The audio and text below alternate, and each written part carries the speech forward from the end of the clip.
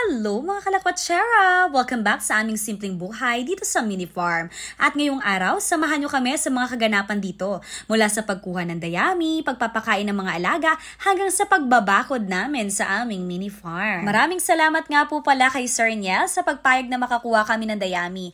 Napakalaking tulong po nito, Sir. God bless po! Ang dayami ay pwedeng gawing sapin sa kulungan o pangitlugan ng mga manok. At eto na nga, sakong-sakong dayami ang aming mga nakuha na ilalagay namin sa aming mini farm. Pagdating namin sa farm, salubong agad kami ng aming mga alagang pato at manok.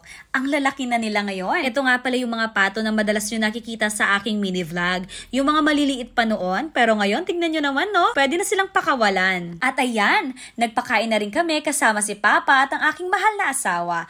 Nakakatuwa na silang pagmasdan. Parami ng parami ang aming mga alaga. Ginabi na nga rin pala kami dito sa farm at bago kami umuwi, ayan si Papa nakahuli pa ng alimango.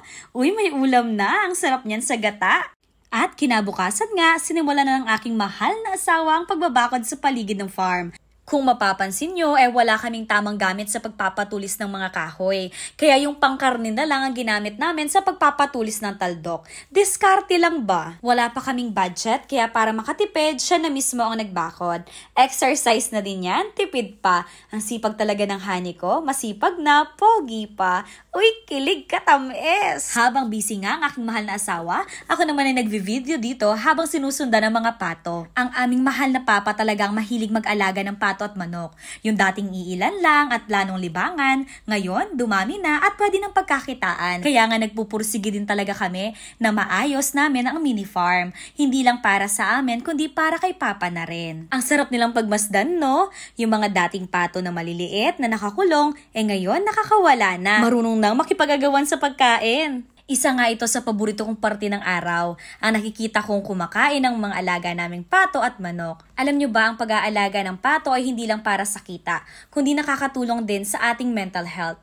Isa ito sa mga natural na paraan para mabawasan ang stress. Hindi mo na kailangan ng mamahaling therapy. Minsan sapat na ang ingay ng mga pato, ng mga manok, at ng sariwang hangin dito sa farm. Ang mga pato ay madaling alagaan, hindi sila mapili sa pagkain, at mabilis magparami. Kaya kung negosyo ang habol mo, sulit talaga. Kaya kung nag-iisip kang mag-alaga ng pato, subukan mo na. Ito nga pala ang aming mini farm.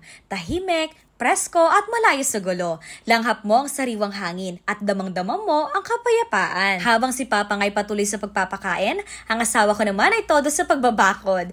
Simpleng buhay sa probinsya pero sobrang saya, lalo na't kasama ang pamilya. Yun lang mga kalakwatsera! Salamat sa pagsama sa amin ngayong araw dito sa aming mini farm. Huwag niyong kalimutang mag-follow para lagi kayong updated sa aking mga chika at lakwatsa. Bye-bye!